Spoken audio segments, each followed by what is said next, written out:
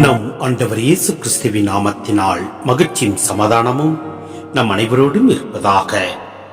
யோவான் 3:31 முடிய, மேலிருந்து வருபவர் அனைவரையும் விட மேலானவர், மண்ணுலகிலிருந்து உண்டானவர், மண்ணுலகை சேர்ந்தவர், மண்ணுலகு சார்ந்தவை பற்றியே அவர் பேசுகிறார்.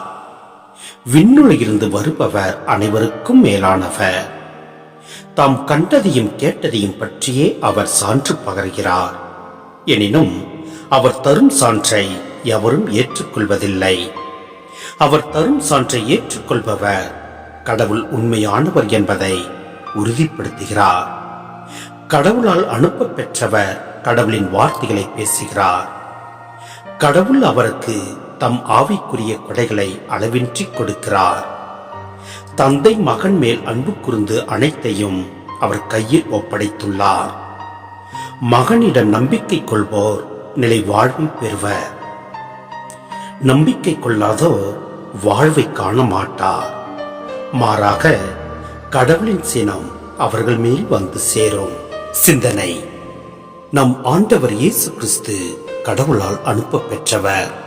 எனவே கடவுளின் வார்த்தைகளை பேசி அநேக அற்புதங்களும் அதிசயங்களும் நிகழ்த்தியுள்ளார்.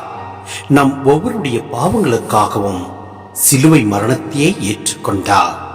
எனவே நம் ஆண்டவர் இயேசு கிறிஸ்து மீது முழு நம்பிக்கை வைத்து அவர் வழியில் நாம் நடப்போம்.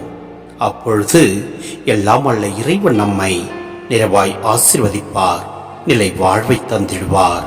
ஆமென்.